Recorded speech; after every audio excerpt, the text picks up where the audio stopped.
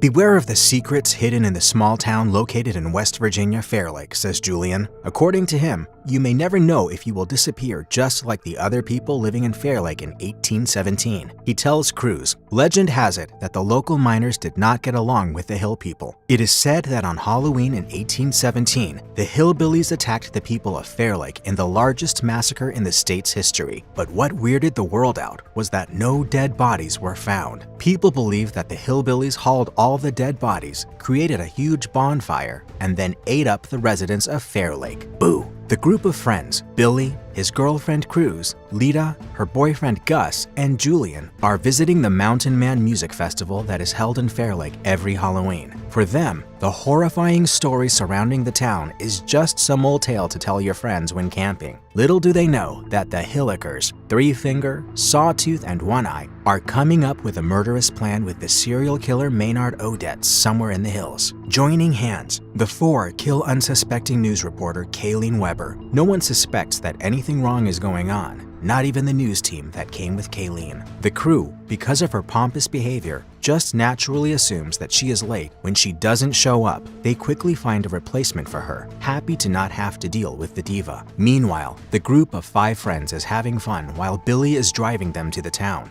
That is until they find themselves in danger. Maynard Odets suddenly steps on the road, and trying to dodge him, Billy crashes the car into a pole. Billy, Gus, and Julian come out of the car to check on Maynard Odets. They are alarmed when he almost cuts off Billy's arm. Fortunately, Angela Carter, the town sheriff, and her deputy partner, Kevin Biggs, coincidentally arrive at the scene. They investigate the place and find drugs in Billy's car. The 5 friends and Maynard are all arrested on the spot. Sheriff Carter tells Kevin to stay behind and bring back the evidence. She is unaware, though, that the serial killer has some just as deadly backups. The Hillikers have been there the whole time, hiding behind the trees. As soon as Angela leaves with the others, the Hillikers start shooting arrows at Kevin. Once they get him, they cut off his ears and eat them. Back in the police station, the friends are stuck in a prison cell and extremely stressed. Since Billy is the owner of the drugs, he decides to own up to his mistake for the sake of his friends. Angela, convinced by his confession, releases the other 4. Gus, Lita, Julian, and Cruz rush back to their hotel and try to figure out a way to get out of this mess. After they leave, Sheriff Carter digs up information on Maynard Odets' past. She finds out that he is a brutal serial killer who has been on the run for over 30 years. As soon as she gets her hands on such details,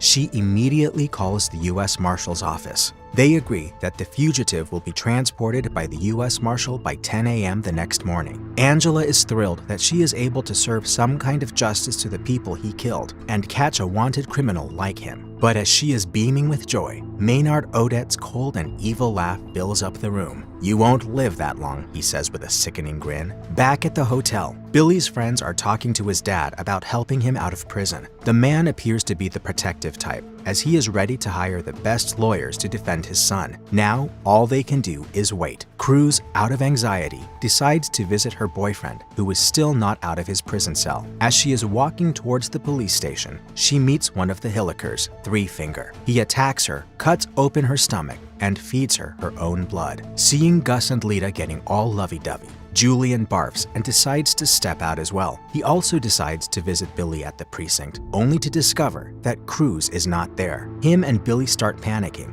Where is she, and why has she not come back yet? To make things worse, the Hillikers are planning their next move. They break down the telephone pole of the whole town, so no one can call for outside help when they are in trouble. Whether they know it or not, the town is cornered. While everyone is filled with anxiety, Gus and Lita are having a romantic moment together. Surprisingly, Gus even proposes to Lita. As expected, Lita is shocked and turns him down since she thinks that she needs more time to make a proper decision. To cool her head a bit, she decides to take a shower. Just then, someone starts banging on the door. Gus opens the door, and standing in front of him is One Eye. He grabs Gus's neck with a rod, and he and Sawtooth take him away. Lita, hearing the commotion, panics and gets dressed. She also smartly breaks the towel wrap as she waits for Sawtooth behind the bathroom door. When he enters, she hits him hard on the head and runs away, escaping the terrifying fate. Gus isn't so lucky. The hillbillies tie his hands to the back of the truck and his legs to a tree,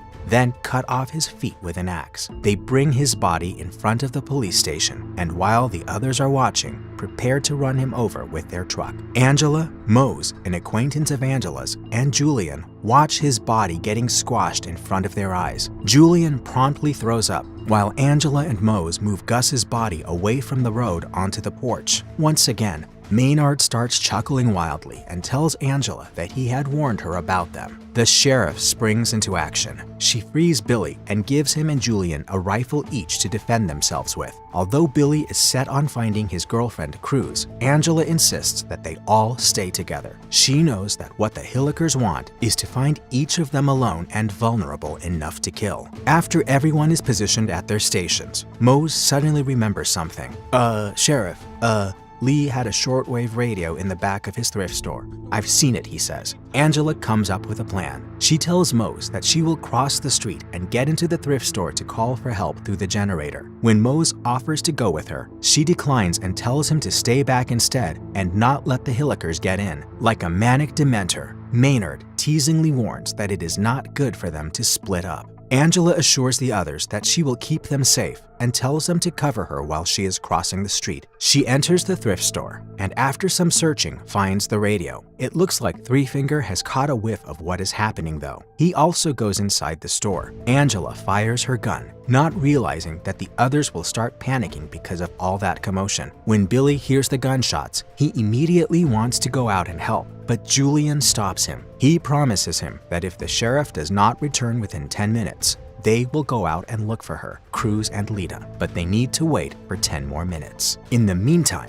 Angela is finally able to contact someone through the radio. This someone is Teddy Table in Dixville Notch, New Hampshire. Angela tries to alert Teddy about the current situation in Fair Lake, but he thinks that it is just a prank call and cuts her off. You can practically hear Angela's hope shattering into pieces after this. Her attempt at convincing him are cut short by a sudden scream. It turns out to be Lita, grieving after she found Gus's dead body. Her friends quickly come out to comfort her and bring her inside. Billy makes her sit down and asks if she had seen Cruz on the way. Seeing Billy stressed over the possibility that his girlfriend is lying dead somewhere, Maynard starts having a little fun. She's dead, lover boy, probably being digested right now. My boys have a taste for flesh, especially cute little blondes, he mocks. That provokes Billy, who immediately gets up to threaten to kill him. He is now more determined than ever to find Cruz. When Angela tries to stop him, he pleads with her to either tie him back up or let him go and find his girlfriend. He cannot possibly let the love of his life wander out there all alone and live on. Angela gives in and hands him back his rifle. Julian makes the decision to go with Billy, and they both bid farewell to the party. But as always, there is a piece of bad news. Three Finger finds them lurking in the street. While her friends are away, the only person to calm Lita's nerves is Mose. She questions him about why they are killing innocent people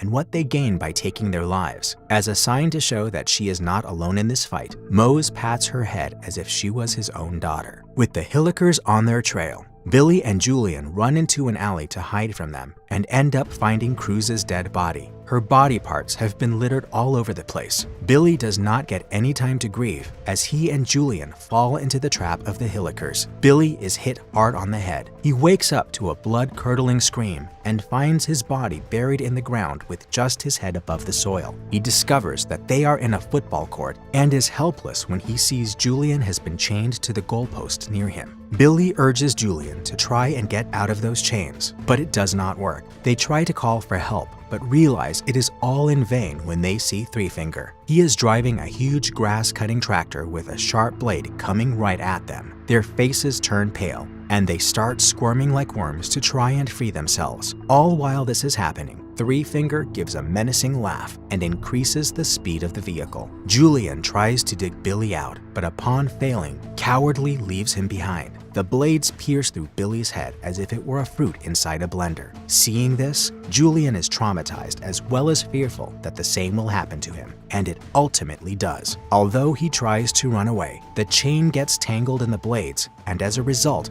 his whole body is ground up by it. Three Finger is watching all of this, looking like a kid being handed candy. Now the focus is all back on one place, the police station. Angela is giving Mose a pep talk about how he is to go and find other officers to help them out. Seeing Angela distracted, Maynard takes his chance to manipulate the already terrified and shaken Lita. He tells her that he will not even touch a hair of hers if she convinces the sheriff to let him go. "Me and my boys will go disappear into the night. You'll be safe," he says. She tries to convince Angela to let the killer go, but to little success. She and Mose leave to find her police car inside the junkyard, the car that Mose will bring to help with. Angela safely escorts him to the car, and things seem to be going well. Things seem to be going well until Mose, who is not paying full attention while driving, crashes into a barbed wire. The Hillikers capture him and set his body, along with the store, on fire. Lita and the sheriff are frozen with fear, their argument forgotten. A fire erupts at the thrift store, and Angela hurries outside to see what's happening, leaving Lita all alone with Maynard. Initially, Lita does not want to set him free, but being the manipulator he is, he plays with Lita's mind. He convinces her that he and the Hillikers will not hurt her in any way and will let her survive.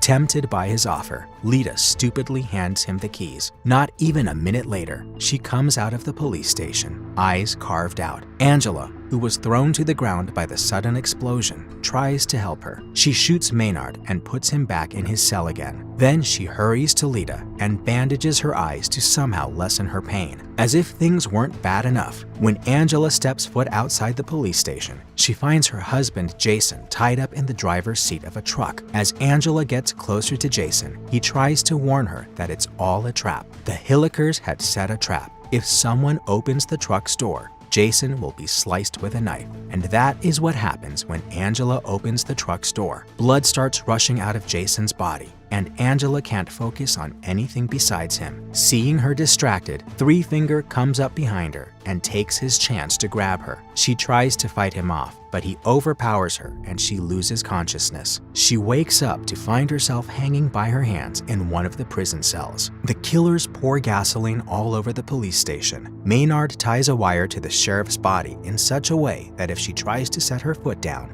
the wire will pull the trigger of the gun beneath her. He tells her that she can either burn to death or shoot herself to death. He sets the police station on fire and gets inside a truck with the Hillikers. Unable to bear the pain, Angela commits suicide. With no other survivors remaining, the killers are off to find Lita. She is blindly walking on the road and calling out for help. She gives a sigh of relief when she feels the light of a vehicle approaching her. Just as Lita thinks that she is safe, she screams in terror when she realizes the people inside the truck are none other than Maynard and his minions. They drive off in the dark with Lita.